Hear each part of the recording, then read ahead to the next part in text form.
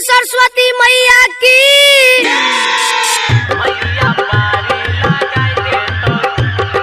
DJ Kanchan Raj Hajipur Vaishali. Singing by Sanjeev Deewana. मैया सरस्वती के पूजा कर ले हे गे पूजा कर ले। मैया सरस्वती के पूजा कर ले हे गे पूजा कर ले।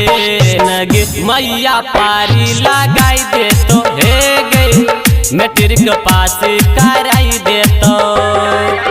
मैया पारी लगाई दे तो हे गे मैट्रिक पास कराई दे तो।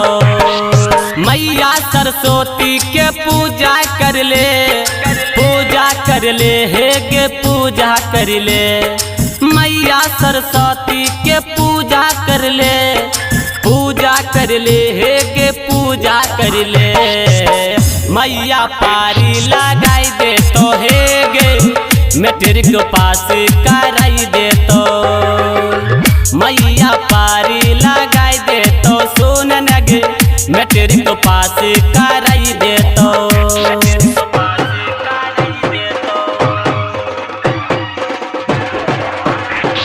डीजे कंचन राज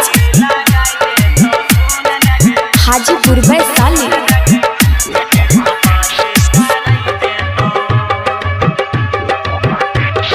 विद्या के देवी सरस्वती मैया के महिमा छैया पार गे। विद्या के देवी सरस्वती मैया के महिमा छैया पार गे। पूजा पाठ कर लेन गे धूपा दीप दाही दिखाई गे। मन में छोगे हे गे लालसा सरस्वती मैया पूराई तो अरमान। मैया पारी लगाई दे तो हे गे मैट्रिक पास कराई दे तो। मैया सरस्वती के पूजा कर ले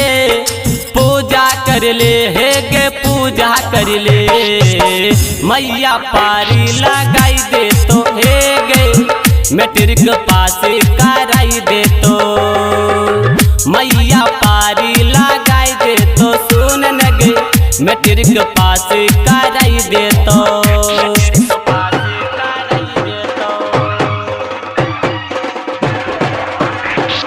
DJ Kanchan Raj Hajipur Vaishali. Happy recording studio Bandera. हंस पे साबर होके गे मैया अलो 6 साल भर के बाद गे।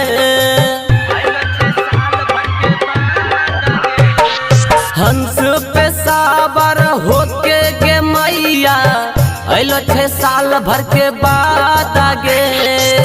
पंडित जी से पत्र पढ़ाई पंडाल में गे डीजे बजाई। सूरज टिंकू जी अपमाई संजीव दीवाना के सुर में समा जा। मैया पारी लगाई दे तो सुन नगे मैट्रिक पास कराई दे तो। मैया सरस्वती के पूजा कर ले हे गे पूजा कर ले। नगे मैया पारी लगाई दे तो सुन नगे मैट्रिक पास कराई दे तो। मैया पारी लगाई दे तो सुन नगे मैट्रिक पास कराई दे तो। Happy recording studio बंदेरा।